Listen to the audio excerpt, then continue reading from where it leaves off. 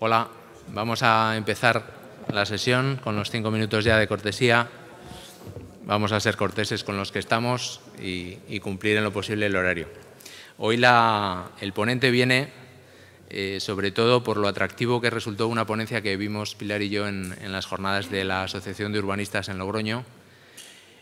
Álvaro Cerezo, a mi lado, empezó su ponencia diciendo: esta va a ser una ponencia disruptiva.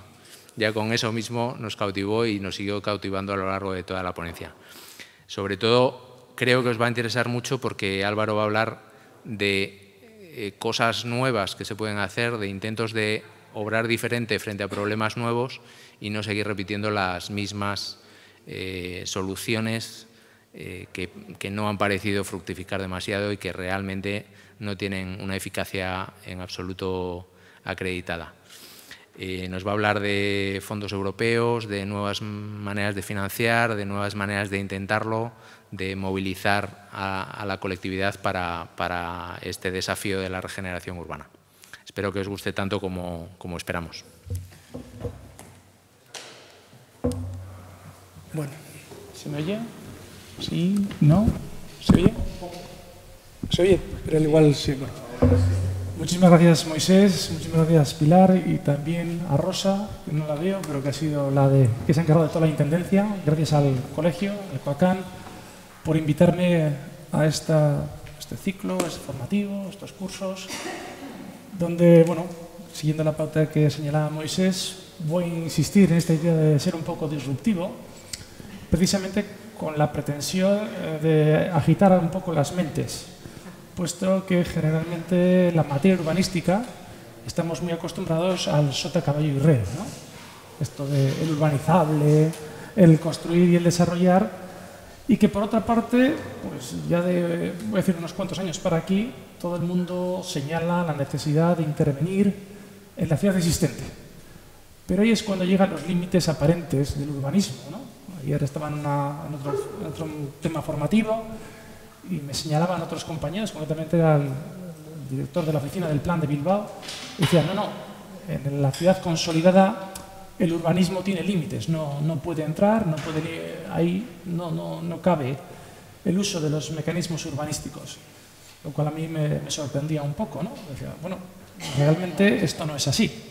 Otra cosa es que haya dificultades, que siempre las hay, haya barreras, que también las hay, y que, por supuesto, todo siempre acaba en la misma barrera, ¿no? En el cómo se paga y quién lo paga, ¿no? Aunque la respuesta siempre es la misma. Lo van a pagar los señores propietarios. Otra cosa es por dónde lo van a pagar. Pero pagar, al final lo pagan siempre los mismos. No nos engañemos.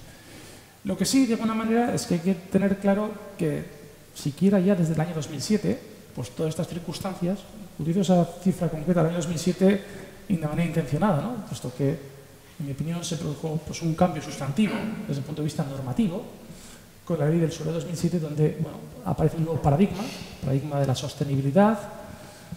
Unos años más tarde, concretamente 6, aparece con la ley 3R, la famosa ley 3R, la rehabilitación, regeneración y renovación urbana, aparece quizás un segundo paradigma, ¿no? La intervención sobre la ciudad existente.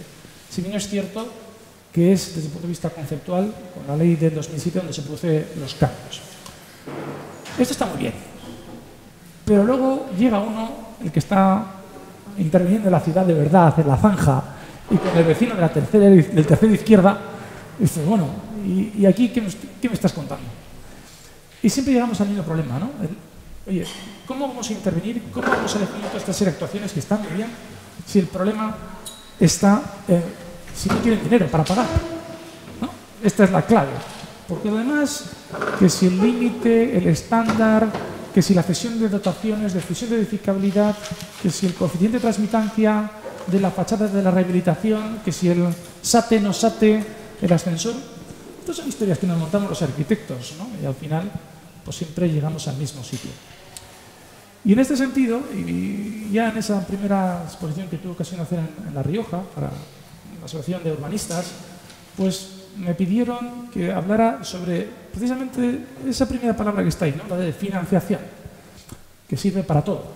Sirve para hacer de Robin Hood y regalar el dinero público, sirve para dar préstamos, sirve para muchas cosas. Financiar sirve en muchas circunstancias. Y también hemos vivido pues, una eclosión en los últimos años donde distintas administraciones públicas, ayuntamientos, pues han visto cercanos a lo que se llaman los proyectos europeos, como una vía aparente de obtener recursos, ¿sí?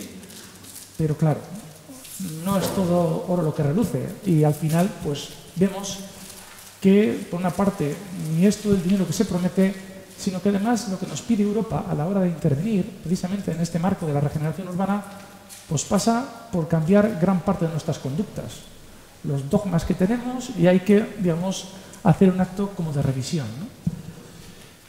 Quizás, por supuesto, bueno, no me he presentado, ¿por Nacho? Por supuesto, estoy encantado de que me preguntéis a lo largo de la exposición. Esto hará menos tediosa la tarde y será más dinámico y si no, os preguntaré yo. Digo, por si acaso. Así que estar atentos que os voy a preguntar. Sí. Esto es importante, la interacción entre el alumnado y el profesor, ¿no? O del ponente. Entonces, lo que sí es importante en este sentido es qué es lo que busca la gente cuando se presenta entidades públicas, semipúblicas, parapúblicas, entidades privadas, que se presentan a esta cuestión de los proyectos europeos en el marco del urbanismo. Pues realmente lo que buscan es esto, ¿no? Buscan la pasta, ¿no? Están buscando el maná, que a alguien le llegue, que el maná que todo lo soluciona. Inyección pública de dinero que venga de algún sitio, porque esto no puede dar noticias malas. Y claro, pues evidentemente distintas entidades, a veces instigados por nosotros mismos, los arquitectos que estamos alrededor, a veces de la administración, o colaboramos, estamos desarrollando instrumentos de planeamiento, planes, proyectos. Estamos ahí, alrededor, estamos en este nicho de trabajo. Y realmente una vez que estamos dentro, vienen las sorpresas, ¿no? Y entonces de repente llega esto de que, ¿pero dónde estaba el dinero? ¿No? Si yo nos habíamos presentado este proyecto con la pretensión de que aquí llegara el dinero a las puertas. El dinero además que queremos ir colocando en estas ayudas y subvenciones, ¿no? Y cuando uno está metido dentro de estos proyectos europeos, uno descubre con sorpresa esto, ¿no? Que todo el mundo mira para otro lado y todo el mundo escabulle el bulto, acabamos haciendo papeles, documentos, planes que realmente no vinculan, pero realmente es que estamos confundidos desde el comienzo, ¿no? Realmente llegamos un poco a ese grado de insatisfacción, nos tardamos al final del proyecto, que bueno, ¿y esto para qué sirvió? Y es que no habíamos entendido claramente cuál era la problemática, para qué nos daban dinero, para qué había, y de alguna manera cuál era lo que pretendía ese dinero europeo, en este caso en el marco de la regeneración urbana. Y evidentemente tenemos que tratar de ver dónde hay esos nichos de oportunidad y dónde tenemos que ver para cambiar algunas cuestiones que no es que me las esté inventando. Todo lo que os voy a contar está ya, está disponible. Otra cosa es que se quiera activar, pero está disponible, ¿vale? Hay pocas cosas que me voy a sacar de la chistera, alguna que otra, algún conejo sí que va a salir, pero evidentemente están ahí y por tanto están disponibles. Lo que hay que hacer es cambiar quizás estas cosas que tengo yo en la cabeza ante la cara, que es la óptica, la forma de ver las cosas y que de alguna manera nos tiene que nutrir y ver que eso está disponible. ¿Cuáles son los problemas en este sentido a la hora de intervenir, a la hora de aplicar estas cuestiones, ¿no? Y sobre todo de participar de los proyectos europeos? Pues en primer lugar, que la forma en que los ciudadanos, los organismos, las asociaciones vecinales, toda esa serie de agentes que intervienen en el medio urbano se comportan de manera distinta en Europa de lo que lo hacen aquí. No voy a decir que aquello de católicos y protestantes, que es una variante, pero evidentemente allí conceptualizan las cosas de manera distinta y eso a veces cuando nosotros participamos y nos vamos a participar dentro de un equipo pluridisciplinar en un proyecto europeo o vienen ellos aquí, pues se producen unas disonancias, unos choques, pero probablemente es porque muchas veces los objetivos son distintos. Nosotros empezamos a hablar de edificabilidad rápidamente, edificabilidad, ¿dónde está el negocio? ¿No? Los procedimientos, claro, nosotros tenemos a veces elementos excesivamente reglados, el plan, la aprobación inicial, los mecanismos, todas las justificaciones que llegamos a tener, ¿no? Y las técnicas, y te cuento, lo de la equidistribución de beneficios y cargas, esto es algo exotérico en Europa, ¿sí? Tienen otros formulismos, esto no sé si lo invento Cerdá o no, pero aquí está. El urbanismo se concibe de otra manera diferente. Para nosotros el urbanismo, aparte del diseño urbano, es el juego de derechos y obligaciones, ¿no? La clasificación era el juego de derechos y obligaciones en las actuaciones de urbanización, de transformación, todos esos tinklados que nos montamos. Y sin embargo, para ellos, el discurso urbano va en otra línea. Evidentemente, somos reacios a cambiar, ¿no? A nosotros nos piden, cuando hablamos de integralidad, de actuaciones integradas, debe ser el vocablo integrado que utiliza la RAE, para nosotros es distinto que el que utilizan en Europa, ¿no? Y pues seguimos impermeables a esas nuevas necesidades, a esas nuevas formas de actuar, siquiera que aunque a veces reconocemos en la propia ley, en las leyes que tenemos dadas, que sabemos que no podemos aplicar las mismas técnicas que aplicamos del suelo urbanizable que en la ciudad existente. Luego esto lo revestimos de palabras, ¿eh? Pero reconocemos eso y aún así seguimos insistiendo. No. Aquí solo vale el suelo urbano no consolidado por la urbanización, demolición, sustitución, incremento edificable. Ese es el único mecanismo realmente de intervención, ¿no? Lo otro, pues, ahí está, ¿no? Y eso es un poco lo que el premio nos plantea como objetivos, ¿no? El urbanismo, y están intencionadamente buscar esas palabras, va más allá de las actuaciones de transformación. Actuaciones de transformación, en la ley, el texto refundido de ley del suelo de rehabilitación urbana son aquellas que son de nueva urbanización, reforma, renovación de la urbanización, la actuación de dotación, o las edificatorias, que justamente son las que vienen en el artículo 7.2, están justo debajo del texto legal, ¿vale? Que son las de demolición, nueva edificación. Para ellos es mucho más que eso, ¿no? Y para nosotros es un juego, o bien de ladrillo o bien de bordillo, entendiendo por ladrillo y bordillo, ¿no? Lo de arriba y lo de abajo. Cuando hablamos nosotros de sostenibilidad, ¿de qué hablamos? Generalmente hablamos del tema medioambiental, ¿sí? Y sin embargo, las intervenciones, la mayoría de las intervenciones que se tienen que facilitar en el medio urbano, muchas veces la intervención sobre lo físico, incluso a veces sobre la medioambiental, es inútil, es ineficaz. Suele ser más un problema a veces de cuestiones sociales o económicas, ¿no? Antes en la comida estábamos un poco hablando sobre esta misma circunstancia, ¿no? Que hay algunas intervenciones que se realizan que adecentan, que embellecen, que efectivamente consiguen un nivel de calidad óptimo, pero no se produce un cambio social. El problema muchas veces está vinculado más al tema de empleo, que está más, seguramente es más efectivo muchas veces las mecánicas de empleo, porque hay empleo, hay riqueza, si hay riqueza, sigue todo lo demás, ¿no? Y por tanto, es cierto que somos conscientes de los síntomas del paciente, de ese paciente que se llama medio urbano, pero el urbanismo dice, no, esto depende de otro área del ayuntamiento, esto depende de otro área del gobierno, y sin embargo no somos conscientes de que para intervenir y que sean eficaz cada uno de los euros que se van a invertir en el medio urbano, hay que hacerse, digamos, eco de esta plena integralidad, de actuar de manera conjunta e integrada. En Europa el negocio, ¿no?, de la tenencia, el negocio inmobiliario, la propiedad es algo distinto. Ese invento que hizo la ley del 56, ¿no?, la promesa de valor a la actuación, al final de la actuación terminada, que es la edificabilidad, revestida, que ya no es especulativa, claro, pero como es por mandato de ley, ¿verdad?, está ahí, pero en realidad es especulación de libro. Porque lo que no dice es, bastaría con la mera recalificación para que el suelo acrecienta y el propietario del suelo acrecienta el valor. ¿Sí? Este ha sido el dogma del urbanismo español durante tantos años, 60, 70, como los queráis años. Y sin embargo, allí lo visualizan distinto. Los mecanismos son distintos y eso pues induce a un resultado, evidentemente. Las dinámicas insistían en estas ideas de un poco de cuestionamiento de cómo hacemos las cosas. Cuando hablamos de participación ciudadana, generalmente la participación ciudadana es vamos a decidir cómo se gasta el ayuntamiento la pasta, ¿no? Se reúnen unos que son muy proactivos, se van a las reuniones, participan, dicen, este año el presupuesto municipal no, nosotros decidimos, los concejales no. Ahí está Star Wars, ¿no? Vaya. Entonces, sin embargo, claro, ¿Cambiaría el modelo de participación si lo que fuésemos a decir es, no, vamos a decir, pero de vuestro dinero? De los que venís a participar, ¿cómo vamos a gastar vuestro dinero? El vuestro personal, el que vais a tener que poner. Claro, la pauta es muy distinta. El proceso participativo cambia las reglas del juego sustantivamente. Antes hablamos también durante la comida un poco la forma distinta que tenía que hacerse la participación, ¿no? Claro, si tú le dices desde el primer momento a los vecinos, vamos a decidir entre todos cómo ponéis la pasta.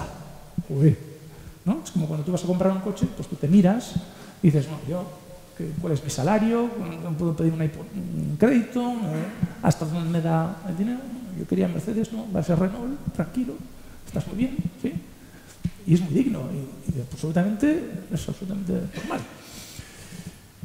Cuando hablamos, la gente se le llena la boca de los mecanismos de la colaboración público-privada. Es una cuestión singular cómo interpretamos esto, los partenariados público-privados. Eso se llama en nuestro mundo, yo veré cómo te concedo la licencia. ¿Sí? Ese es mi punto de colaboración. Sin embargo, en Europa, cuando aplicamos los modelos europeos en la colaboración público-privada, lo que está diciendo es, no, usted, administración, participa en mercado. Usted, siendo minoritario, participa con un privado poniendo pasta. Y usted tiene que tener la obligación de tener una rentabilidad económica. Para eso, el Banco Europeo de Inversiones le voy a dar dinero a usted. Le voy a prestar dinero, pero usted me lo tiene que devolver. Y activa el mecanismo de coparticipación privada en mercado. Esto, para las administraciones, esto es un anatema. No. Yo tengo una partida presupuestaria de este año y esto lo tengo que gastar y punto. Lo coloco y el resultado y la eficacia de dicho sistema, pues bueno, ¿quién la mide? Nadie sabe. Europa nos pide que hagamos ese efecto de medición, que controlemos y que veamos ese retorno, que puede ser evidentemente muchas veces económico, a veces no, a veces tiene que ser un retorno social, pero que se mida, ¿no? A la hora de intervenir desde nuestra perspectiva urbanística en un barrio. Si nos dan un dinero para hacer rehabilitación integrada en un barrio, es para que midamos también esto. No es para repartir la gracia divina, que también, un rato, podemos repartirla.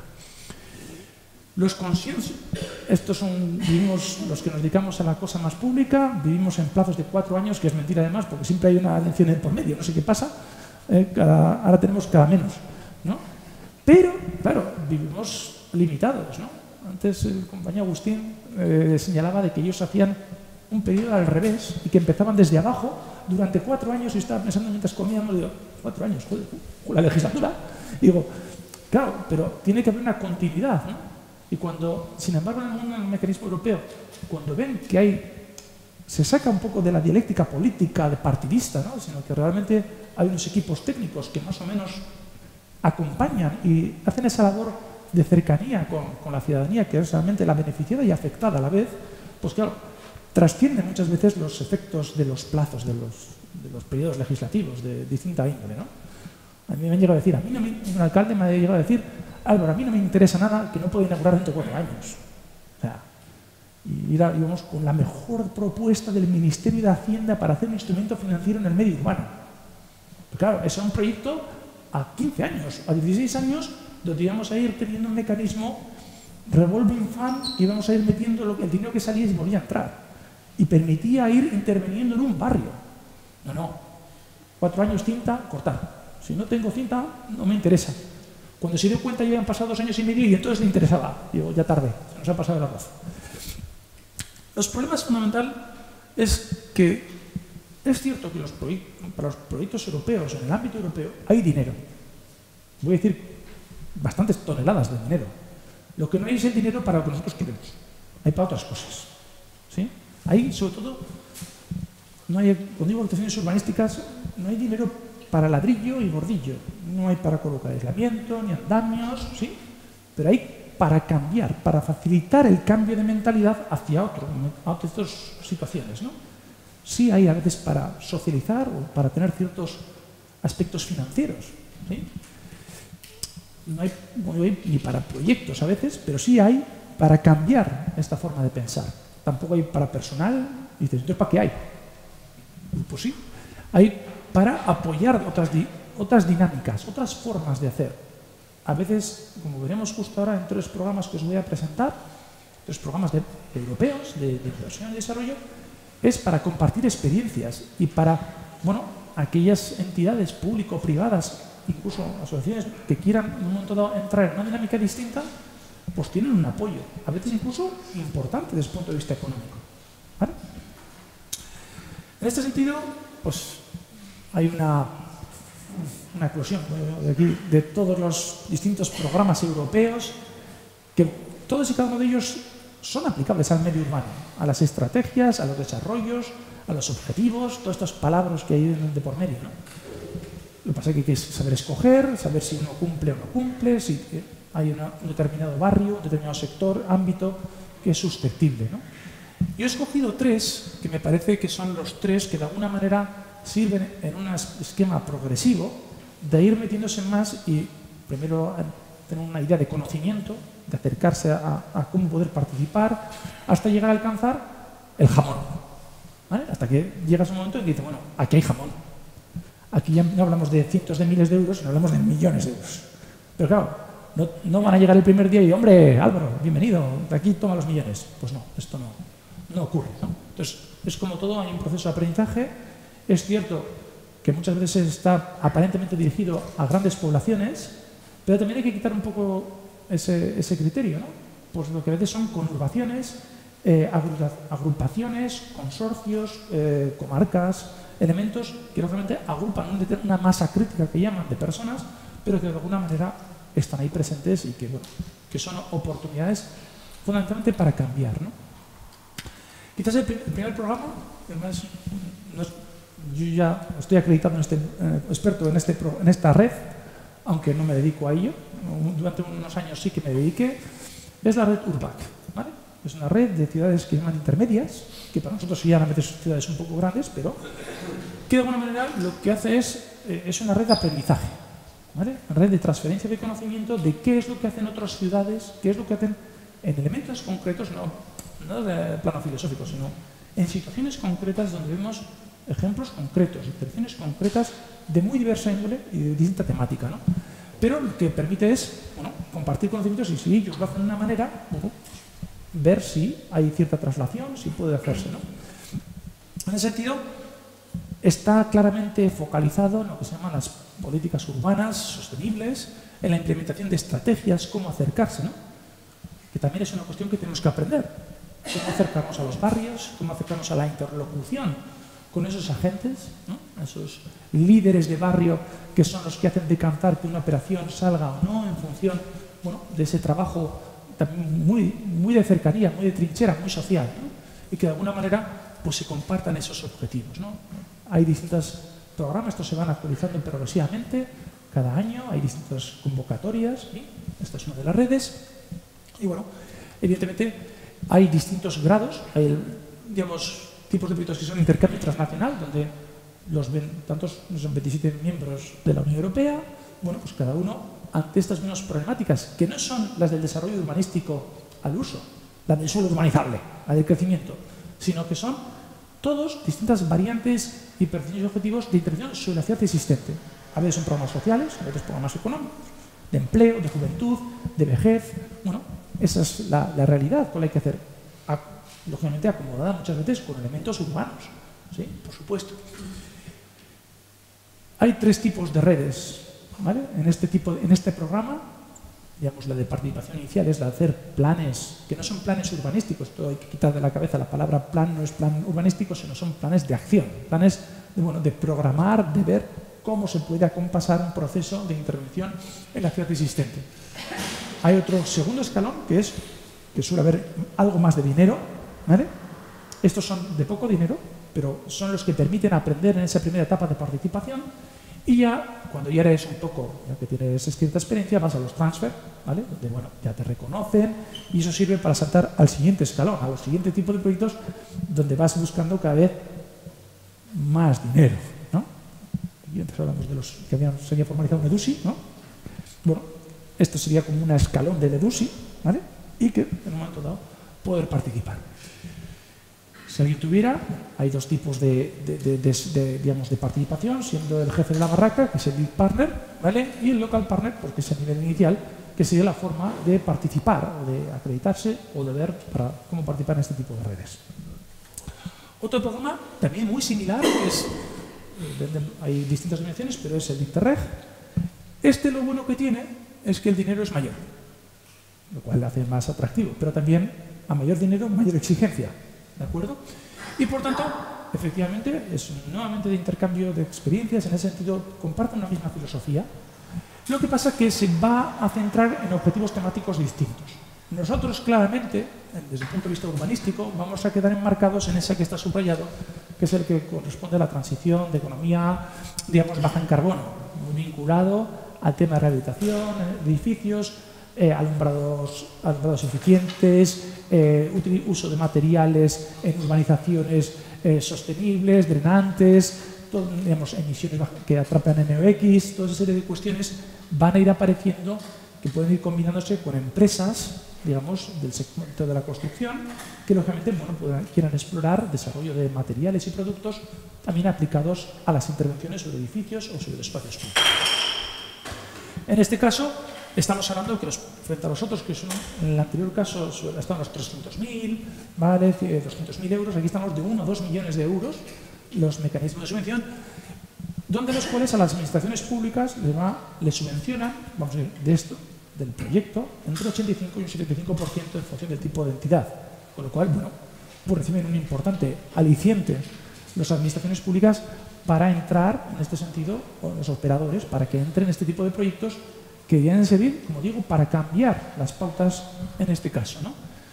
Evidentemente pueden ser autoridades públicas, todas las que reconozca la ley de contratos del sector público, pueden estar también autoridades de gestión, institutos de investigación, distintos elementos, asociaciones, por supuesto, vecinales, entidades sin ánimo de lucro, ¿de acuerdo? Pueden entrar a operar. Si todavía quisiéramos dar un paso más, sería esta otra red, la de Urban Innovative Actions, y con esto ya es un poco la parte, digamos, la más creativa, la más disruptiva en este sentido, donde, bueno, pues es explorar aquellas situaciones donde realmente pues no se han planteado, pero bueno, desde el punto de vista de la creatividad, de la innovación, en mecanismos alternativos de intervenir en el medio urbano, encontraríamos este tipo de redes, ¿sí? Por ejemplo, superación de las barreras financieras, que parece ser que es el obstáculo absoluto de las actuaciones de regeneración y renovación, ¿no? ¿Esto cómo resolvemos las insolvencias? La incapacidad de pago, ¿no? Pues habrá que estudiar estos mecanismos, ¿no? Que lógicamente te piden, no solo es regalar el dinero, no solo es financiarlo, sino que cambies tu pauta. ¿Cómo haces los procesos participativos, ¿no? Ya no vas a ir a decirle solo, tienes que pagar, pero te ofrezco un crédito. Ya no hay subvención, pero te ofrezco un crédito. La cosa es distinta, ¿no? Ya vamos modulando de manera distinta. Lo que pasa, luchamos contra la herencia, contra cómo ha sido la pauta anterior, ¿sí? Y por tanto, bueno, pues hay que vincularse a elementos temáticos concretos, ¿no? Esta tiene un abanico más amplio de elementos o de líneas de participación, pero me permite señalar las que lógicamente nos parecen a nosotros que pueden encajar claramente en nuestra temática, nuestra forma de habitual, ¿no? El uso sostenible del suelo, bueno, ahí está claramente, las optimizaciones, vivienda, modos alternativos de vivienda, mecanismos alternativos de vivienda, cómo intervenir, cómo tener, movilidad urbana, planes de MUS, ¿no? Los planes de movilidad urbana sostenible que aparecen en distintos elementos, o transición energética, lógicamente, pues vinculada a toda la eficiencia energética alternativa, tiene que ser claramente innovador, no va a hacer lo de siempre, aquí estamos hablando de cosas un poco que cambian el pie, ¿no? Y aquí estamos hablando, sí es cierto, de conurbaciones o ciudades que tengan menos 50.000 habitantes, pero estamos hablando de hasta 5 millones de financiación, ¿vale? De subvención donde el 80%, o sea que están dispuestos a dar hasta 4 millones de euros a fondo perdido para que este tipo de operaciones evidentemente salgan, ¿no? Pero no es solo te doy la pasta, hay un cambio filosófico, un cambio sustantivo para que tú puedas acceder a estos mecanismos. ¿Por qué la gente no se presenta a este tipo de convocatorias? ¿No? Está ahí el dinero, está ahí el dinero. ¿Por qué no? Bueno, aparte de saber o no saber que existen estas cosas y que, bueno, pues es un proceso de aprendizaje, pues el primero es el idioma. Parece mentira, pero el idioma sigue siendo una barrera. ¿Sí? Esto de que sea todo en inglés, escribir en inglés, hablar en inglés, que te vengan los guiris, que te venga un eslovaco, que te venga un de Chequia, que te venga un húngaro, y entonces que hay que hablar con él. Y no solo nosotros como técnicos, no, hay que tiene que hablar con uno del Paseo de Pereda, de la asociación de vecinos de Pereda, que tiene que hablar con este para que le cuente su historia. ¿Sí? Entonces, hay una barrera, pues que sí, no solo con los operadores más profesionales, sino realmente pues, con la interlocución, porque se trata de eso, de alcanzar al que está ahí abajo, al que está bueno, abajo o al lado. Igual. Evidentemente, lo que decíamos antes, tiempos, dedicaciones, legislaturas que no coinciden. Entonces, bueno, el hecho es que tiene que haber una perspectiva, si quieres llamarla estratégica, es decir, bueno, esto es una cuestión a largo plazo, hay que ir sembrando constantemente y no puedes pensar en un cortoplacismo, ¿no? Objetivos y resultados. Vamos, qué bien esto del dinero europeo. Y aquí cuento siempre la anécdota. En Sevilla, pues era para hacer un proyecto sostenible de movilidad, era para hacer un tramo del tranvía. Y era un préstamo. Pero le dijeron, oye, no es para que pongas una tarifa social o una tarifa de bonometro para que tú te montes. No, no. Que me tienes que devolver el dinero, que el coste del bonometro tiene que ir vinculado al coste efectivo. No te permito que socialices la carga o una fracción. No, no. Y si el ticket tiene que costar 2 euros, pues costará 2 euros, porque ese es el coste efectivo. No 0,50, porque como el resto hace 0,50, dijo el ayuntamiento que ¿cómo que sí? No, no, y devolvió el dinero, después de concedido, para no tener que verse en la tesitura de tener que exigir a sus conciudadanos que eso operaba de esa manera. Es duro, ¿eh? Eran cientos de millones.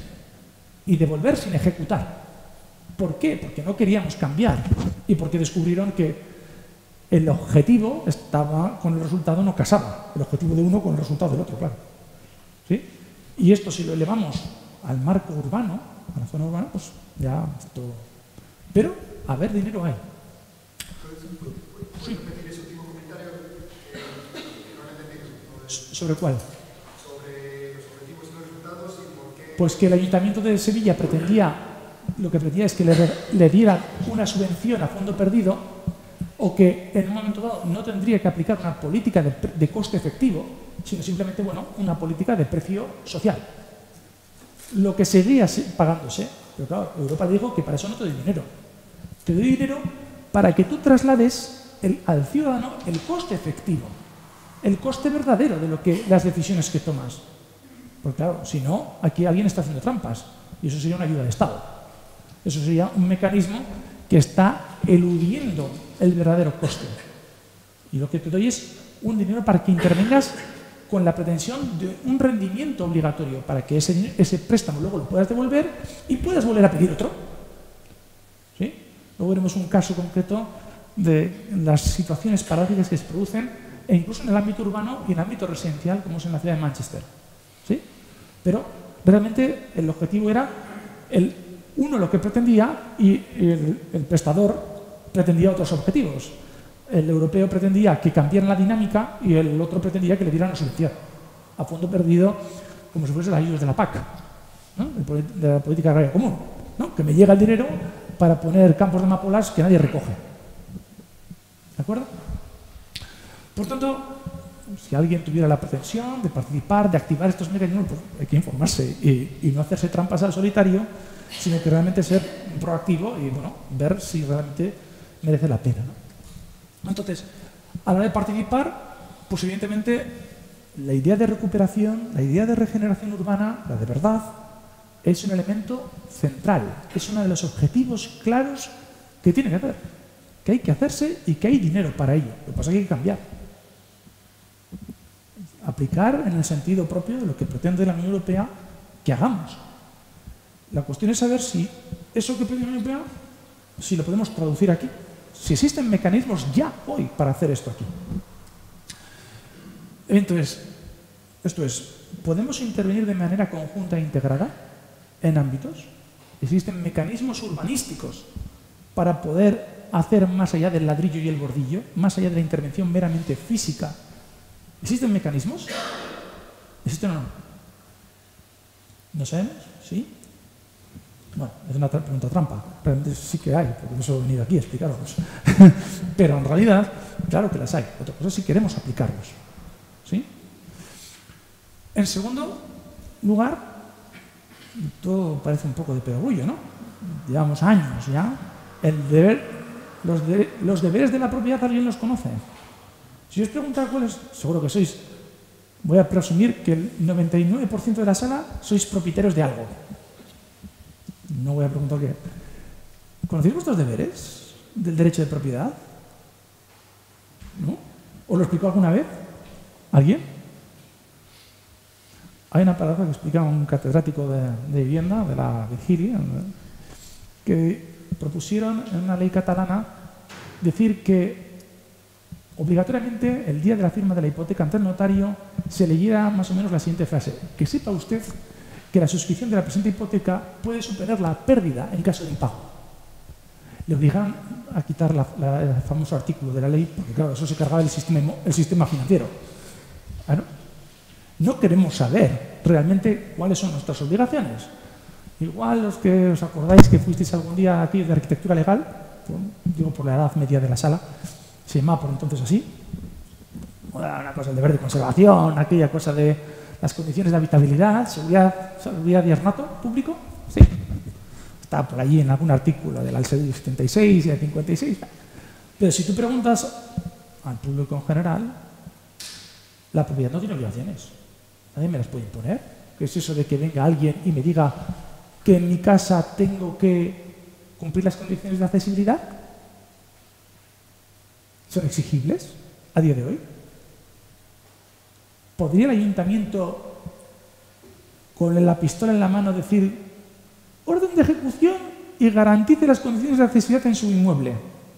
¿Podría o no podría? Sí. Pero no llegan las concesiones y... Eso es otra cosa. Esto es, si le pusieran al alcalde y a todos sus técnicos, entre ellos vosotros, por proponerlo, seguro.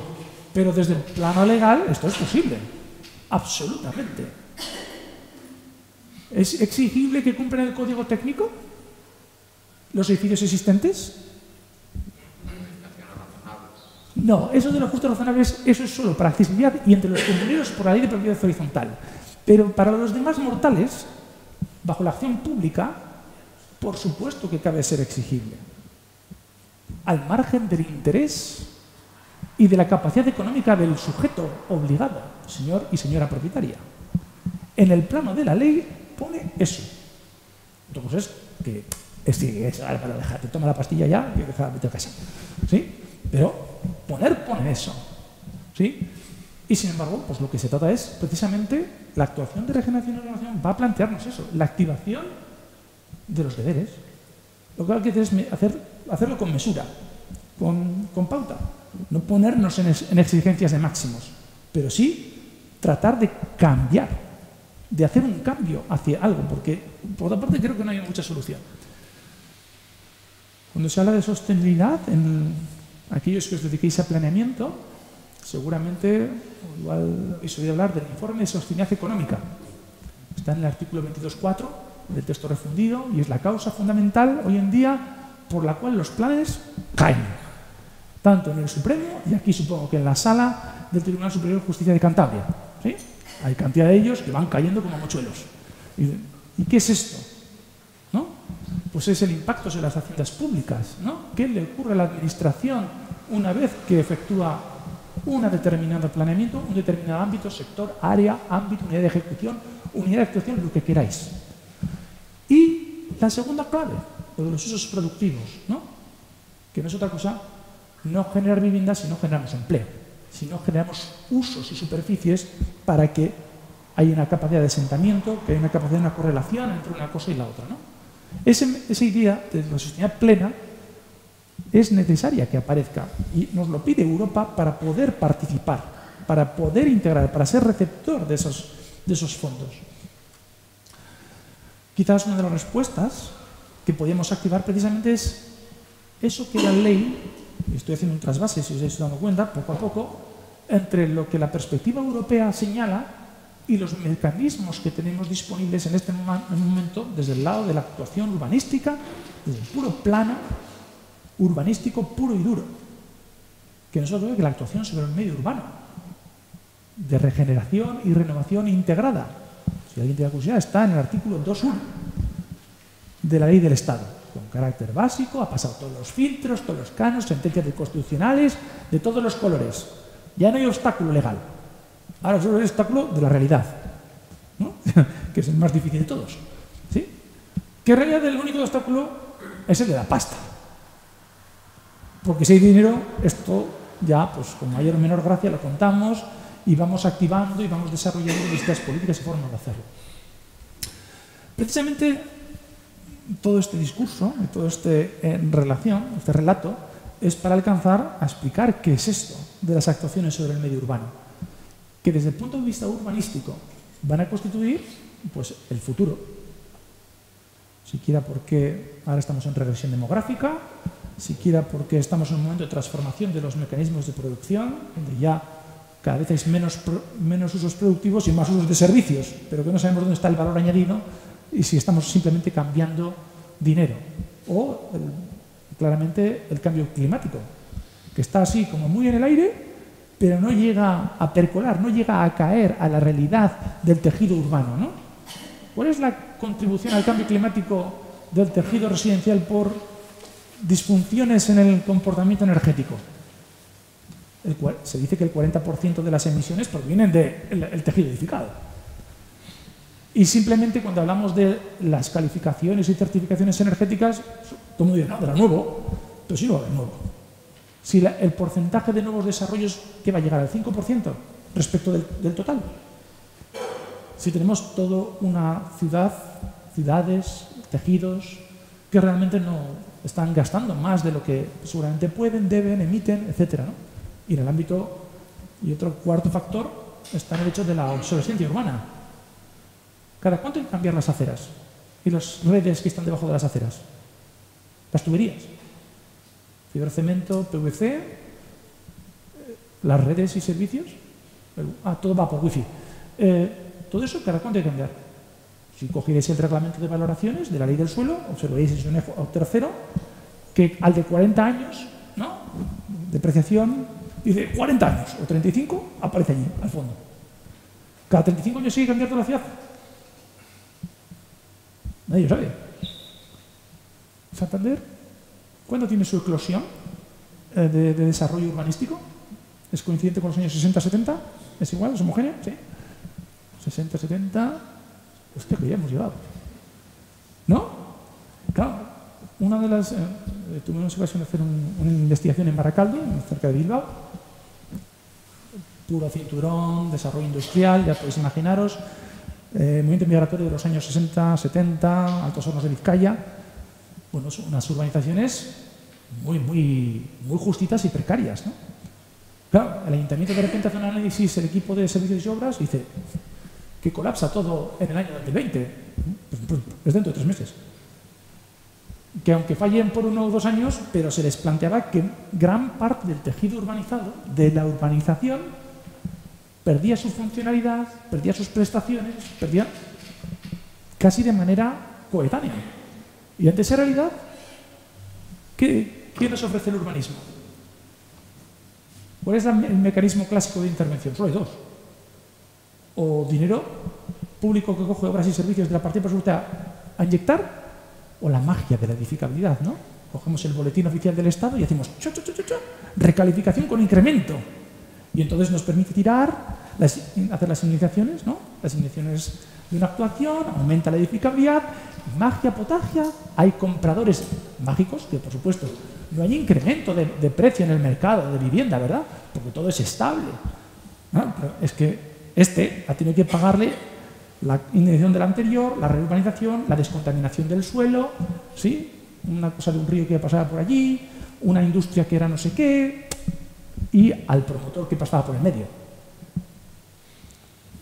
Una vez lo puedes hacer, pero cuando realmente tienes toda la ciudad en plan sistema, pues esto ya no chuta. Con lo cual, quizás es una cuestión de que haya que pensar de otra manera. Pensar también en una idea de que muchas veces buscamos soluciones, a veces de reglamento, para tramitar que nadie nos la pueda recurrir o poder atacar si somos el atacante, ¿no? Aquí el estándar no cumple, abajo, ¿no? Estamos ahí y, bueno, de alguna manera tenemos que acostumbrar a que muchas veces estas soluciones, y sobre todo cada tejido urbano, cada barrio, requiere soluciones específicas. No hay... Es objetivizar y que todo siempre cumpla todo, desde el punto de vista urbanístico es una quimera, es un logro imposible, que además lo único que genera es o imposibilidad en muchas ocasiones porque es imposible cumplir el estándar de aparcamiento con el árbol y con no sé qué, o que derive en una inviabilidad económica porque las inversiones son de tal calado que el castillo se cae, desde el punto de vista de gestión urbanística, de final, no de diseño, que el dibujo lo haremos muy bien, pero lo otro... Por tanto, la idea de que es una dificultad, sí, porque tenemos que reeducarnos, tenemos que pensar desde otra perspectiva, sí, pero también es una oportunidad para repensar nuestra forma de hacer el urbanismo, ¿no? Quizás el problema radica, aunque yo creo que os lo he lanzado hace unos minutos, en esta... Pero, esta es una publicación ordinaria que casi te llega al buzón, ¿no? Que cuando alguien le pregunta y dice, oiga, ¿qué cálculos tiene que hacer usted para decidir si compra una casa o no? A ver si veis las trampas. ¿Dónde está la trampa? ¿Vale? Vamos a ver dónde está la trampa, porque esta dice, a ver si son estas tres preguntas que la gente dice. ¿Qué vivienda puedes comprar? ¿Vale? ¿Te parece ahí? ¿Podríamos editar? No sé qué disponibilidad tiene, el crédito, tal. ¿Sí? Segundo, ¿qué cuota te puedes permitir? ¿Cuál es tu salario? Y por tanto, en función de eso vas calculando. ¿Sí? Y la tercera es, ¿qué plazo? ¿No? Para que interés francés, ¿no? Interés mixto, más, ¿no? Y te va llegando. En todo esto, ¿qué es lo que nos ha visualizado? ¿Cuáles son tus costes? Además de comprar la casa y los impuestos de transmisión, de actos jurídicos documentados, del gasto del registro, del notario que estaba por allí, ¿sí? ¿Y el IBI? ¿Alguien le ha hablado del IBI? No. ¿Y las derramas de comunidad? No.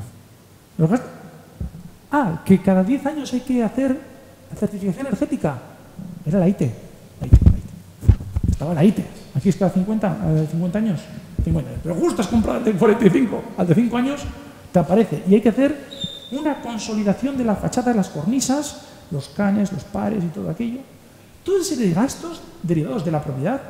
Por no hablar de que de un momento dado nos digan, no, usted tiene que hacer rehabilitación energética obligatoria, porque su comportamiento energético de su inmueble que esto está comprando es A, B, C. ¿Cuánta gente compra en función de que tenga una calificación energética A, B, C, D, E, F y G? Ni Dios. Yo compro porque tiene vistas al paseo, ¿no? Y mira aquí a la Magdalena, a la playa de San Enero. ¿Sí? Siquiera cuando transmite la gente dice, a mí no me avisaron que esto ser propietario tenía otros deberes. Habéis caído en la trampa cuando os he preguntado si conocíais vuestros deberes, porque es lo mismo, ¿eh? No somos conscientes realmente de las implicaciones que tiene y ahí es parte del problema. No contextualizamos que nuestra propiedad está inserta en una ciudad donde hay no solo hay derechos del propietario, sino hay derechos del ciudadano. Al contextualizar que vivimos en un ámbito, es como, desde el punto de vista legal, decidimos leer solo una parte de la Constitución española. El 33.1 dice que todo español tiene derecho a la propiedad y a la herencia. ¿Sí?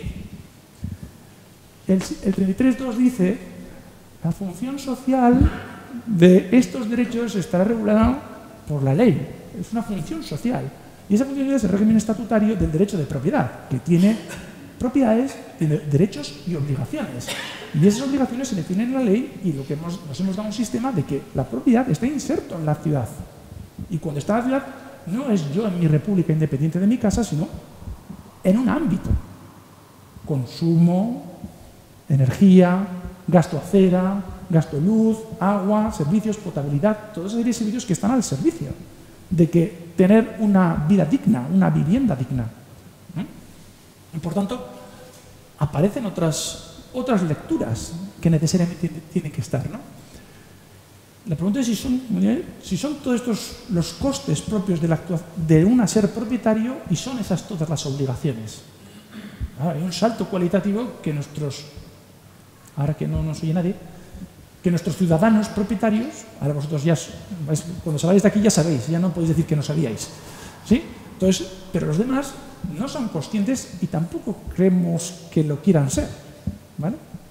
Pero evidentemente la idea es que tenemos que revisar nuestras propias ideas, si quieran, en este marco de un curso de formación, como es este de urbanismo, donde, bueno, pues hay que revisar nuestro manual de a bordo para operar desde el punto de vista urbanístico, ¿no? Si quiera, por hacer una comparación, ¿vale?, de conceptos que seguramente vosotros, presumo, que los tenéis anidados en vuestra cabeza y que los voy a agitar un rato. ¿Vale? Os voy a agitar un rato para llevaros a pensar que igual hay que dar una pensada. ¿Cuál es el régimen de derechos y obligaciones? Tenéis dos opciones en pantalla. A, la clasificación del suelo. B, la situación básica. Tiempo. Ahora es cuando tenéis que contestar. Es la situación básica. Y sin embargo el planeamiento sigue hablando de clasificación. ¿Sí? Seguro que si miran la ley cántabra de suelo y urbanismo también dice clasificación, porque no hay ninguna que se ha adaptado. Sin embargo, ya ha dicho el Tribunal Constitucional que no es así, que el régimen de derechos está desplazado y el que opera es las situaciones básicas, rural, urbanizado, nada de no urbanizable, y las actuaciones de reforma y renovación. Las de urbanizado son reforma y renovación y dotación, y las de edificación.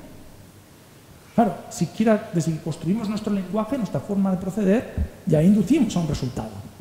Porque la clasificación, como bien decía el preámbulo de la ley 2007, es un sistema que ha derivado en ineficaz y especulador, porque anticipaba simplemente a la reclasificación el valor del futuro.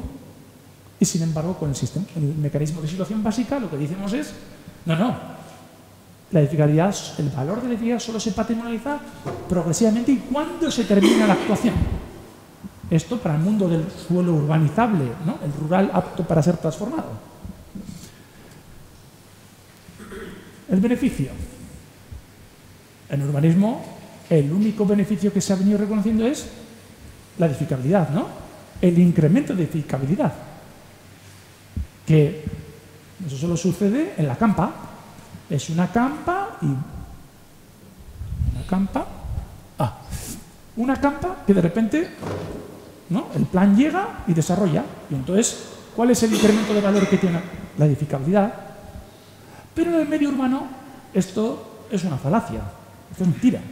Hay muchos más fenómenos, muchos más beneficios. A veces, sin incremento de edificabilidad, hay un incremento de valor. Sin embargo, el urbanismo dice, no. El urbanismo clásico, quiero decir, opta por decir que esto, el incremento patrimonial, porque aunque tu casa sea la misma, si hay una mejora en el ámbito urbano, ¿los bienes se revalorizan o no? ¿Es exigible que el propietario contribuya con la causa? Ah, no. El urbanismo clásico no. Como es un urbano consolidado solar, ya no es exigible ningún tipo de contribución, lo de la participación de la comunidad de las plusvalías. Esto no.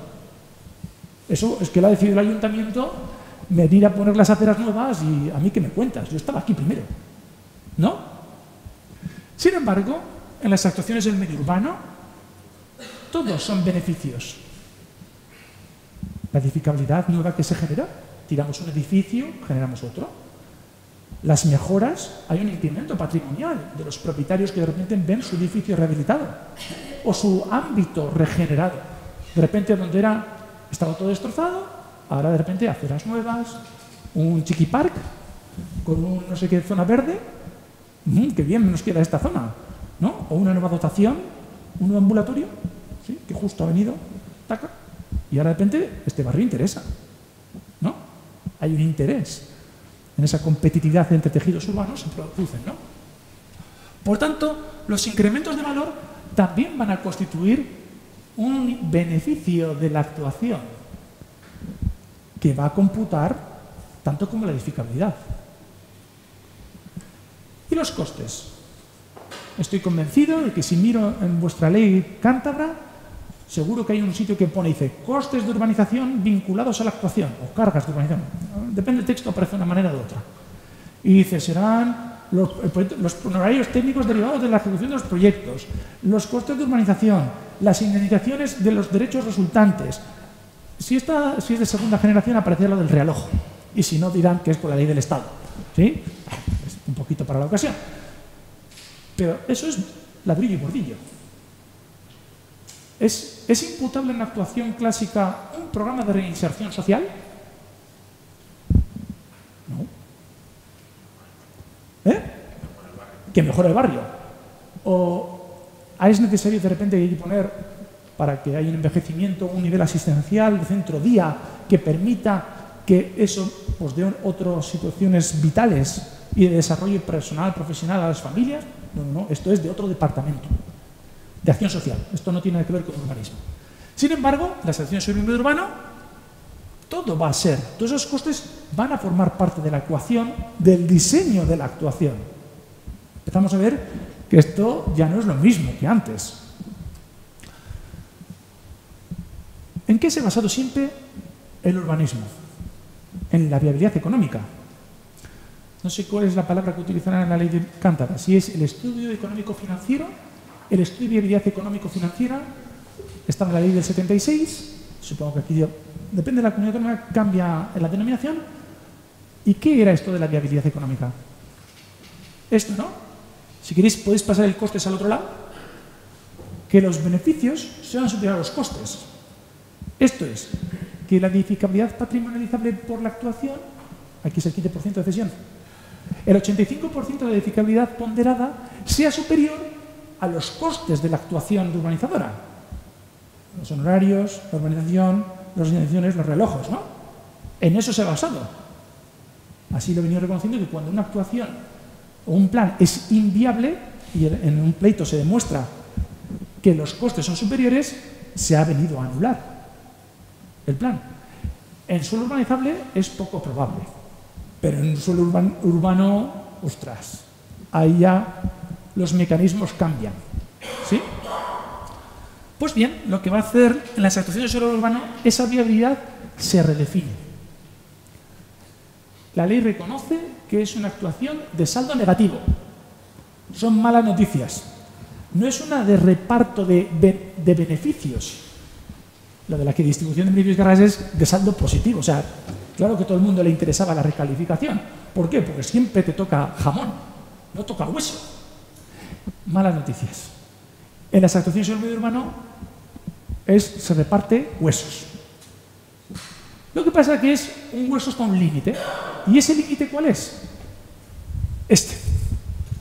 ¿Y este límite os sugiere alguna palabra, algún concepto? Valor de reposición bruto adaptado, que es el valor legal del deber de conservación. Ese que todo propietario, por el mero hecho de ser propietario, tiene el deber de contribuir, ¿no? Es el límite, porque a partir de ese umbral, ¿qué es? La ruina, ¿no? El límite del deber, a partir de eso, ¿no? Decía el Tribunal Constitucional, es, a partir de ahí, podría solicitar, porque es una situación ruinosa. Ese límite se cambió en el año 2013. Hasta entonces operaban la depreciación por estado de conservación y antigüedad. En el año 2013 desaparecen las dos depreciaciones y ahora todo propietario les es exigible, al margen de cuál sea el verdadero estado de su inmueble, lo que costaría construir de nuevo la mitad. ¿Puede darse claro cómo se da cuenta la situación de que haya propietarios que al revés estén más interesados en provocar la ruina de sus edificios que en incorporarse a... Eso antes era factible, cuando el límite del deber era tan bajo que enseguida llegabas a la ruina. De hecho, se hacía así porque de esa manera las indemnizaciones en las actuaciones eran muy bajas y facilitaban la actuación de demolición y sustitución. Pero ahora ya no se puede, porque es prácticamente imposible con ese dineral. Si tú te dicen que tienes que pagar a 500 o 550 euros el metro cuadrado, que es lo que costaría construir a nuevo, la mitad, es fácilmente que podemos arreglar prácticamente cualquier casa.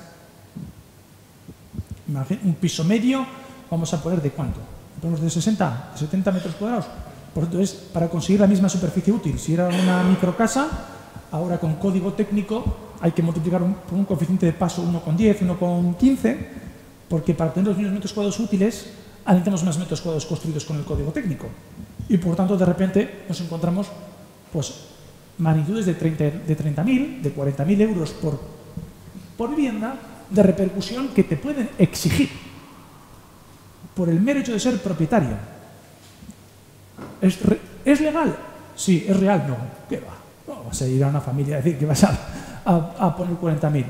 Pero hay que distinguir las dos situaciones, ¿no? Los dos planos. Una cosa es si tenemos una técnica, si tenemos un instrumento urbanístico, jurídico, de plan que nos permita diseñar, y otra cosa es si tenemos que llegar hasta ese límite, porque fijaros que pone hasta, no pone el 50%. El límite es ese. A partir de ese límite, ¿qué es lo que ocurre en la orden de ejecución? Lo que exceda del límite tiene que ponerlo la administración que lo haya dictado, ¿no? El exceso, esto es una superorden de ejecución, que en vez de ser a un inmueble, es a una pluralidad, donde además de meter cuestiones propias de cada individualidad, de cada edificio, va la parte común, va la parte de urbanización. ¿A alguien le suena esto algo? ¿A contribuciones especiales? Ley de reguladora de Hacienda Local, está por ahí, desde el año 55, ¿eh? Esto no es nuevo. Lo que pasa es que antes las contribuciones especiales eran solo para urbanizaciones. No cabía imputar rehabilitación de edificios. Esto es lo mismo vestido de lagarterano. O sea, lo hemos añadido un poco más sofisticado, le hemos añadido un toque de rehabilitación, pero parecido. Las condiciones especiales eran que se podía imputar hasta el 90% de los costes de urbanización a los propietarios contra el incremento patrimonial que tenían las viviendas que estaban alrededor de esa urbanización, que de repente se veían favorecidos porque tenían un tejido urbanizado en muchas mejores condiciones. Esto es lo mismo, ¿no? Lo que pasa es que le hemos añadido la rehabilitación. Lo podemos ver desde el lado del deber de conservación, lo podemos ver desde la urbanización, pero estamos llegando a confluir en el mismo punto. Siguiendo, esto puede sorprender de alguna manera, pero las actuaciones en la actualidad, de carácter general, ¿son obligatorias o son opcionales para los propietarios? La ley del Estado, que es prevalente, señala que la participación es facultativa y de hecho exige ratificación. Por el plazo de un mes, si lo ha hecho antes tiene que volver a hacerlo, nadie se le puede obligar a ser reparcelado forzosamente. Es una garantía del Estado, ¿sí? A pesar de lo que diga la ley autonómica, como dice la vasca también en mi caso. La participación es facultativa en el régimen general. Sin embargo, en las acciones del medio urbano la participación es obligatoria. A la aprobación del instrumento del plan especial que delimita un ámbito de regeneración, los que están dentro de la raya, al hoyo, a aportar. Y se despliegan, por eso decía que es como una superorden de ejecución, ¿no? Es forzoso. ¿Podemos obligar a un barrio a que contribuya con 40.000 euros por barba? Ni de coña. Se nos levantan en armas. Por eso hay que activar otros mecanismos, otra forma de acercarse al ciudadano. No puedes ir con la pistola en la mano, es mentira todo lo que cuento. ¿Sí? Pero eso no significa que el mecanismo no esté, sino que hay que acercarse sabiendo que hay otras alternativas de intervención. En la equidistribución, en la reparcelación habitual, ¿qué es lo que repartimos? ¿Habéis hecho gestión urbanística? ¿Os suena? ¿Qué repartimos? Edificabilidad en función de los derechos de origen, más menos los ajustes por excesos y defectos de otorgamiento de edificabilidad, y en función de lo adjudicado, las cargas proporcionales que se inscriben en cada una de las fincas de resultado como cuota, ¿no? ¿Y qué es lo que repartimos? jamón, que se llama 85% de edificabilidad, y, en consecuencia, cargas de ladrillo y bordillo. Indemnizaciones, Eso es el juego clásico de toda la vida, ¿no? Ya, pero le hemos dicho que no. Que aquí lo que vamos a repartir es todo.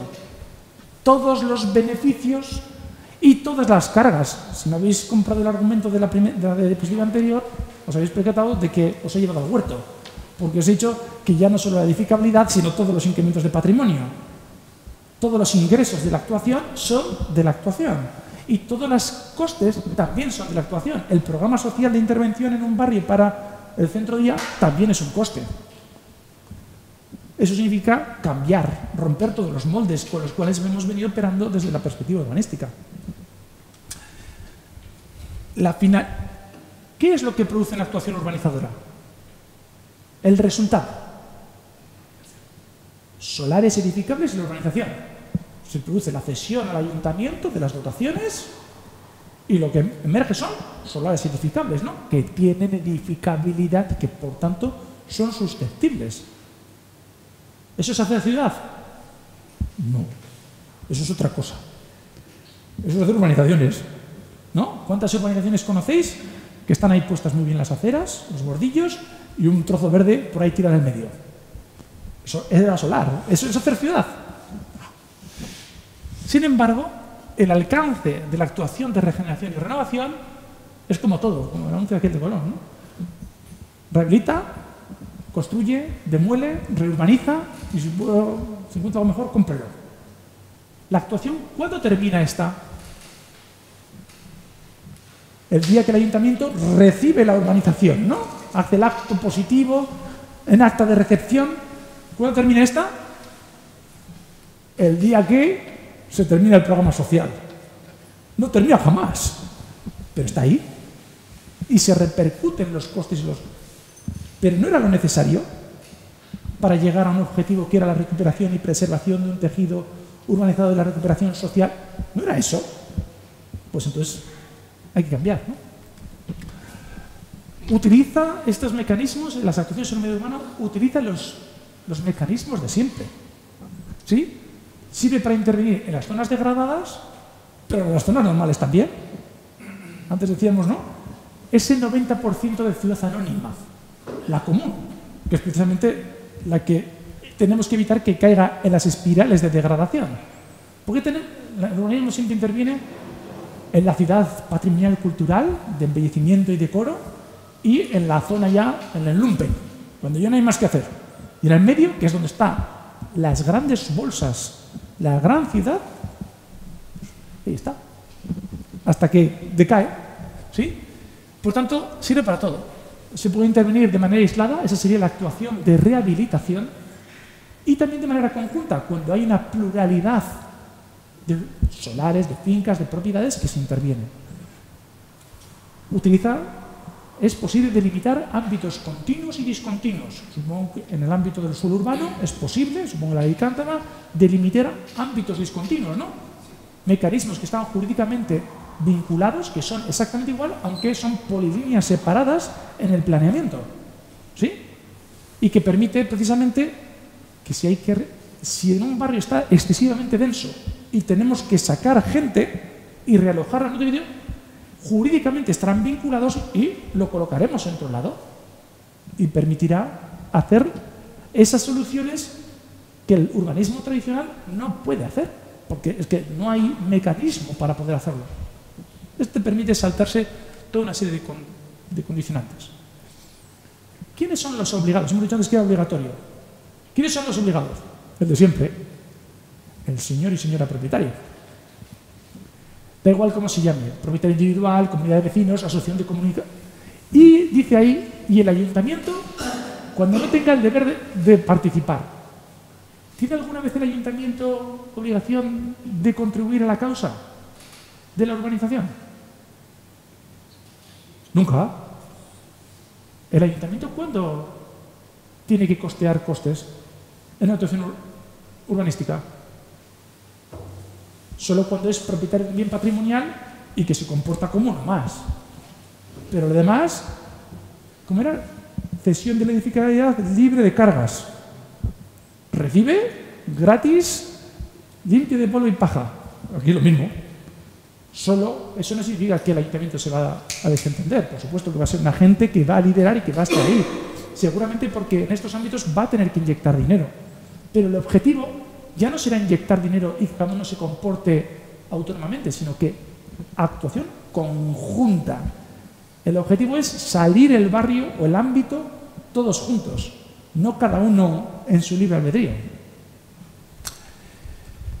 Los costes, la ley del 76, ¿no? La ley Cántaro seguramente señalaba que son elementos tasados. No permitía imputar otras cosas. Aquí sí. Los ingresos, lo mismo. Todos los ingresos son de la actuación. Imaginemos que hay un parking nuevo debajo de la plaza que estaba por ahí, que antes había una plaza en mitad de ese barrio.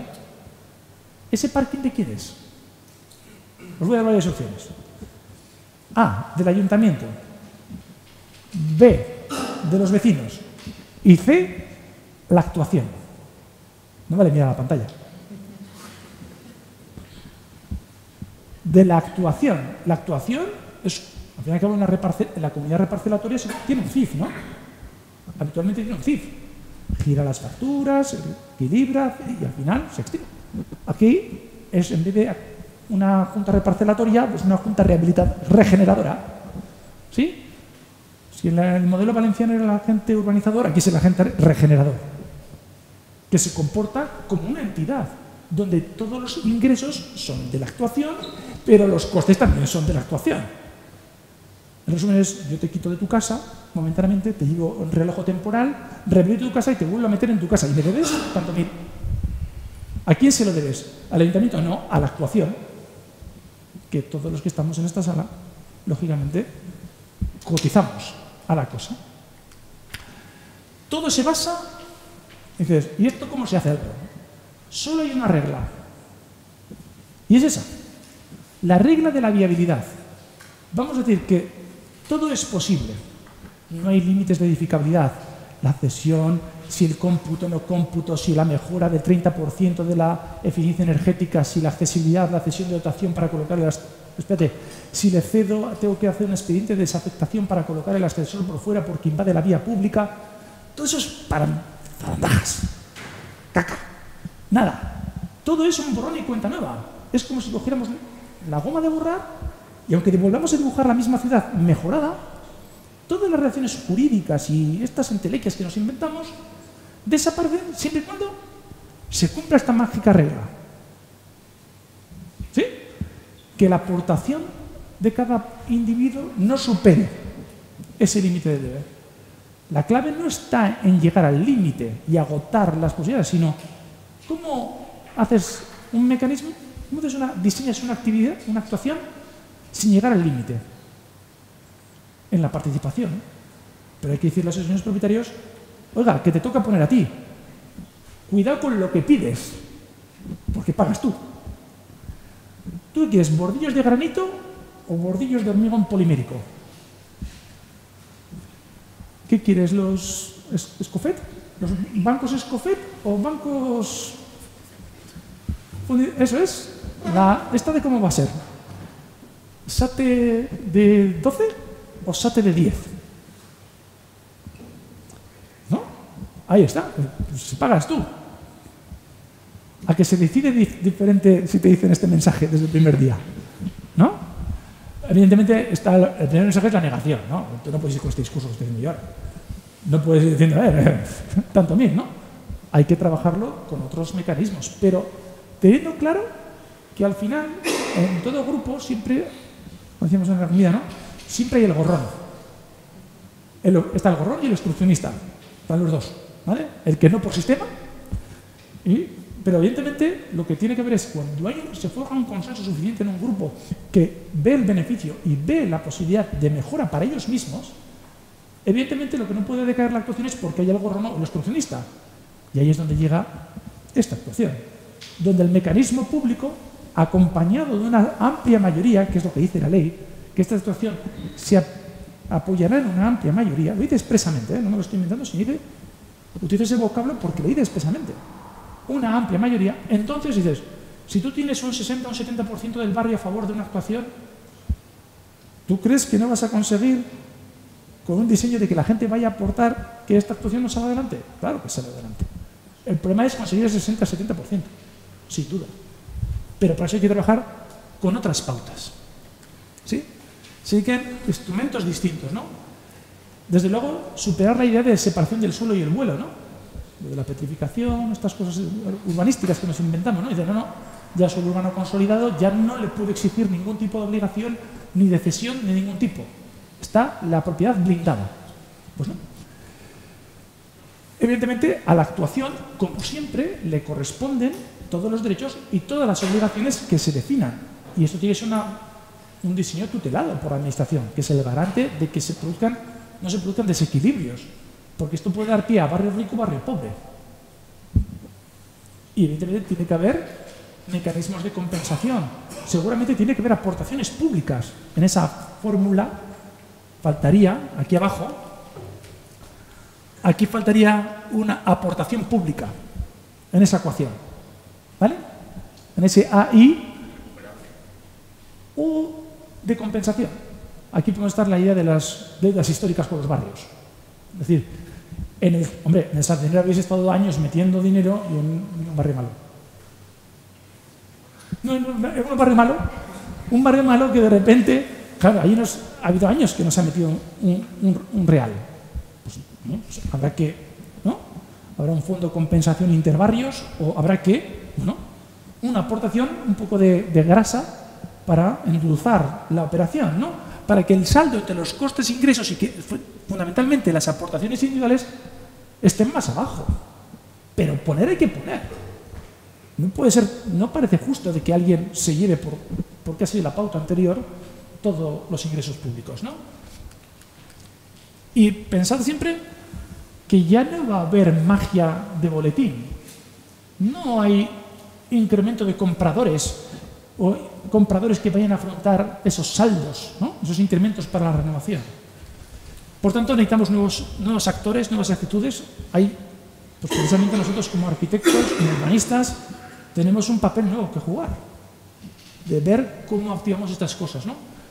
Cómo activar esos procesos de consenso, ese trabajo, que creo que Agustín en parte nos va a hablar, por lo que nos ha adelantado en la comida. Yo creo que es una experiencia muy, muy positiva y yo creo que merece realmente la pena.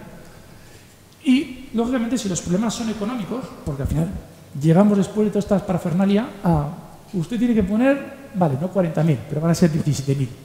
No tengo tampoco 17.000. No tengo. Tampoco 12. Y como te descuiden ni 5. ¿No? Bueno, pues algo tendremos que hacer. Hombre, pues tráeme.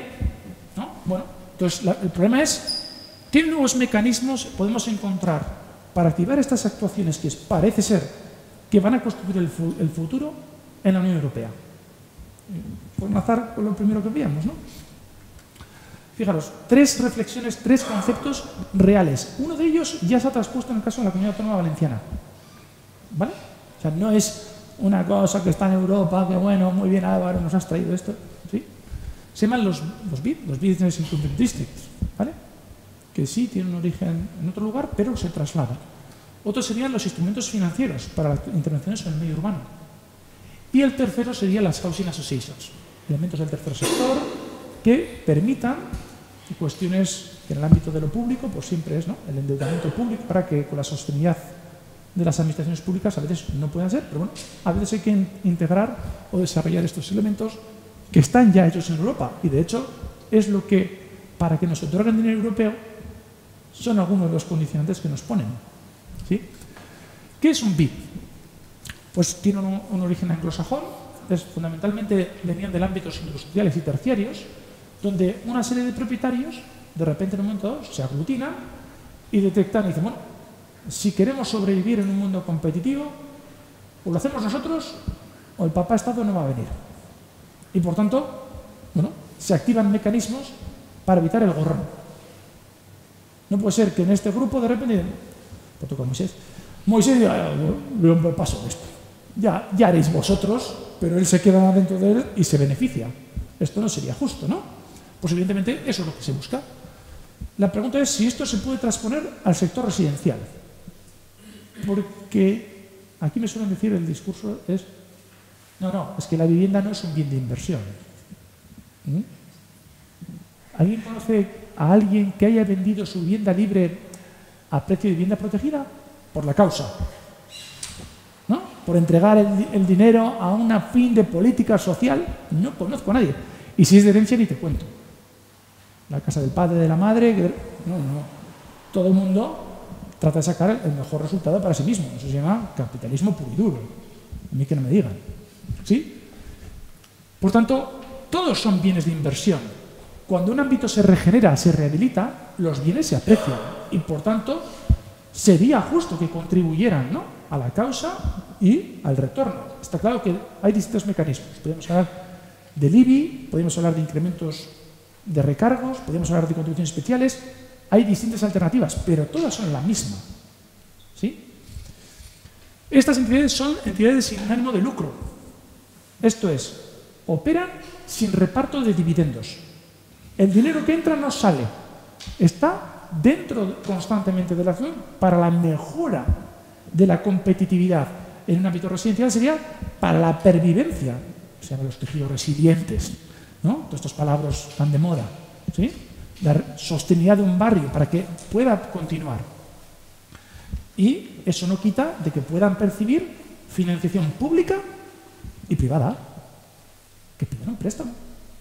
Y eso permite desplegar, gestionar esas insolvencias. Y si alguien se pregunta si en la ley del suelo del Estado están previstos los mecanismos jurídicos para blindar esas cuestiones, lo están. No tiene que ir más que el artículo 48, 49 y 54, que permite inscribir en nota marginal con una carga las deudas pendientes de la actuación de regeneración y renovación y convertir ese problema, un problema de tesorería, en un problema financiero. La pregunta es, ¿queremos? ¿Estamos dispuestos a inscribirle sobre la señora María y el señor Paco del tercero de izquierda que no puede pagar, que nos debe a la siguiente transmisión, mortis causa o inter vivos, a la actuación le debe tal dinero? Esto es, no le exigimos, no le saquemos de su casa. Usted le vamos a sacar momentáneamente para rehabilitar su casa, le devolvemos, no hay gentrificación, es otra palabra, desplazamiento por incremento de rentas, se queda usted en su casa hasta el día que se muera o venda la casa. Si vende la casa, la actuación cobra primero.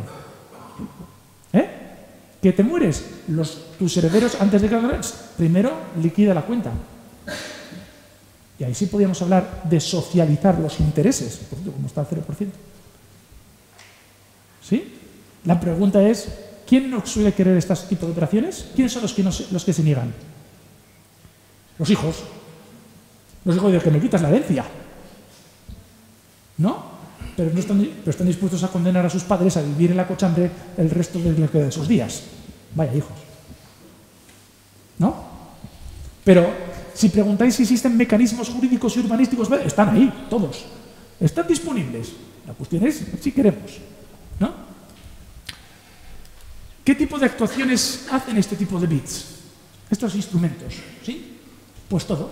Lo que permiten es financiar sus servicios con recargos públicos. Tienen potestades públicas para exigir a todos los incluidos en la delimitación. ¿A qué suena esto, la delimitación de un BIT con la delimitación de una actuación de regeneración? Es decir, oiga, 20.000, 13.000, 14.000, ¿a quién? A la actuación, que tiene una finalidad y unas potestades públicas, igual que en instrumentos de planeamiento, ¿no? El plan especial tiene potestades públicas de exacción y exigir el cumplimiento de deberes, y si no, se activan los mecanismos de ejecución forzosa. Están a disposición. Otra cosa es que sea más o menos duro, pero están ahí. Mantenimiento y seguridad, captación comercial, regulación de los espacios públicos, o sea, no solo conservación del ladrillo y el bordillo. Un ejemplo es este tipo de bits. Dice, en este ámbito barrio falta una pescadería. ¿No hay pescadería? Pues lo que hace este bit, el gestor, él trae la pescadería y la coloca en un sitio. ¿Quién sufraga el hecho de que haya una heterogeneidad suficiente en el barrio para resolver la demanda de pescar? El bit. Y por eso, durante un tiempo está la pescadería. Y he puesto este ejemplo, digamos, de andar por casa para ver hasta qué alcance puede tener. ¿Hace falta una guardería? Pues una guardería. ¿Quién la paga? Los que están en el barrio. ¿Vale? Introduce otra serie de reflexiones, ¿eh? Esto da pie a otros mecanismos, pero lo importante es si cambiamos la mentalidad, que es lo que nos pide Europa a la hora de participar, ¿no? Mejores mobiliario urbano, digamos, todos ellos. ¿Cuál es la diferencia? Que están formados por los propios interesados. ¿Podríamos aplicar a las asociaciones vecinales y dotarles de estos mecanismos para que en determinados barrios pudiesen operar? ¿Podemos explorar esas cuestiones? Europa nos daría dinero para explorar si participamos en un proyecto europeo de esas redes que hemos señalado anteriormente. Si alguien se pregunta si esto es una entelequia, es cierto que no es lo mismo el ámbito residencial que el ámbito industrial o terciario, pero en Valencia ya lo han hecho. El año pasado han promulgado una ley que no se ha hecho contra, sino se ha hecho con todos los 110 polígonos que hay en la Comunidad Valenciana apoyados por la patronal, que directamente han hecho estas entidades de gestión. Estos BID, se llaman entidades de gestión y modernización. ¿Sí? Que curiosamente lo que hace es, tiene base privada, pero con ciertas potestades públicas. Basta que el 51% de los titulares de bienes estén edificados o no, y no digo de la superficie, sino 51%, o sea, puntúo igual Zara que el que uno pequeñito, ¿vale? No es por propiedad, ni el 51% de los propietarios. Si dicen que sí, automáticamente el resto les obligan a participar. ¿Vale? Fijaros, lógicamente es la mayoría más uno. ¿Vale? Permite recargos, etcétera. Eso sí, cuando van a hacer obras que lógicamente se les exige, ¿sí? Pues evidentemente hay unas mayorías un poco más cualificadas o reforzadas, pero lo que sí está claro es que si alguien quiere recibir las ayudas del gobierno de la Comunidad Valenciana, tiene que o está constituido con una entidad de gestión o no recibe. Esto es, el destino de cada uno, de su mejora y su futuro, depende de sí mismo y de otra parte que tiene, pero salen todos juntos. Un polígono industrial no pasa porque haya un tractor, sino porque hay un ámbito, un ecosistema de trabajadores, de servicios, que la gente, los trabajadores, quieren ir ahí a trabajar porque le ofrece una serie de servicios y de mejoras y de calidad y de seguridad, etcétera, que les permiten vivir. ¿Vale? Aquí veis que son esos 110 y les permite colaborar, mantener, y que van mucho más allá. Si alguien recuerda, en el antiguo reglamento de gestión del año 78, en el artículo 24 y 25, habla de las entidades de conservación urbanística. Pero claro, esas se limitaban al ámbito urbano de urbanización, a prestar una serie de servicios. Estos van un paso bastante más allá. Y es una incorporación, ¿vale?, directamente del mundo anglosajón que se ha hecho en este caso en la Comunidad de Valencia. Y funciona. Les funciona. La pregunta es, ¿esto se puede transponer al mundo vivienda? Ya sé que es difícil, no digo que esto sea fácil, pero está ahí. ¿Vale? Otra idea. Las Housing Associations británicas. ¿Vale? Son entidades que están a caballo entre lo público y lo privado. ¿Sí? También son iglesias anglosajonas. Son entidades sin ánimo de lucro. Esto es, no reparten dividendos. ¿Hay trabajadores? Sí, cobran su salario. Pero todos los rendimientos que obtienen se quedan dentro. Y lo que sirve es para seguir funcionando. Y hacen de todo. ¿Vale? En ámbitos residenciales, todos se reinvierten y lo mismo hacen casas de lujo, la misma entidad de casas de lujo que casas para el ojo de expresidiarios. Los rendimientos de un sitio van al otro. Piden financiación, piden préstamos y les permiten desplegar políticas de vivienda de todo tipo, pero tienen que ser autosostenibles.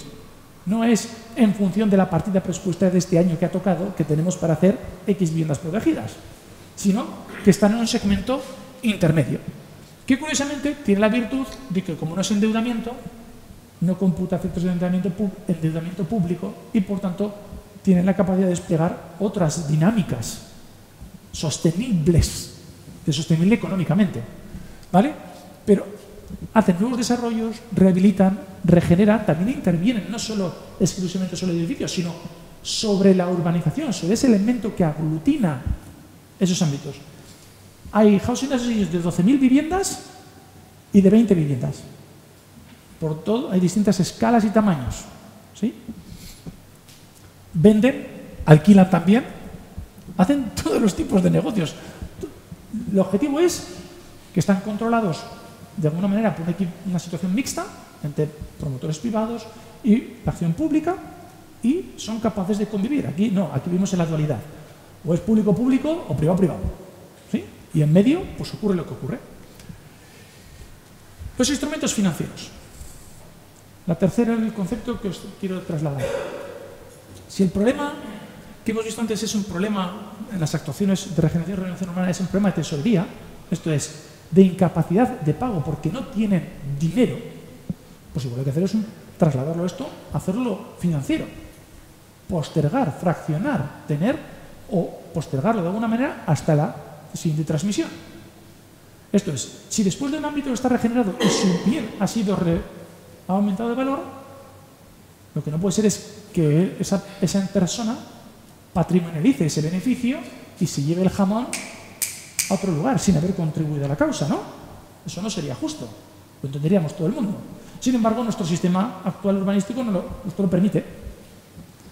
De repente en un barrio se mejora todo en los cuantos, aumenta su valor y se lo lleva. Ya sé que está el impuesto de plusvalía, el IBIDNU, el IBI y el recargo, y el impuesto de IRPF al final de la fiesta. Pero, aparte de esto estar diferido, y no sabemos si realmente el retorno dónde va y dónde viene, evidentemente no hay un retorno directo para sus convecinos directamente, ¿no? Por lo tanto, para esto sí que hay dinero, ¿no? Hay préstamos europeos del Banco Europeo de Inversiones y no son pequeños. Solo hay que saber cómo hacerlo, ¿no? Lo que piden es que haya mecanismos verdaderos de colaboración público-privada, donde estas entidades sean capaces de atraer dinero privado, financiación privada y financiación pública. Pero el dinero hay que devolverlo. No es una subvención, es un préstamo. Más blando, menos blando, pero precisamente en aquellos lugares donde precisamente lo que pide el Banco Europeo de Inversiones es donde el mecanismo ordinario de financiación, las entidades no llegan o no dan porque son susceptibles de que en un momento dado aparezcan allí y que no se arriesgan. Bueno, pues justo donde buscamos, ¿no?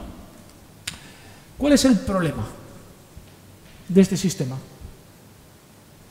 Decía el que está amigo Mark Duncan, que tuve ocasión de conocerle, fui a analizar estas cuestiones en Manchester, que el mayor problema que existe para los instrumentos financieros era las subvenciones. ¿Quién quiere un préstamo si tienes la subvención al lado?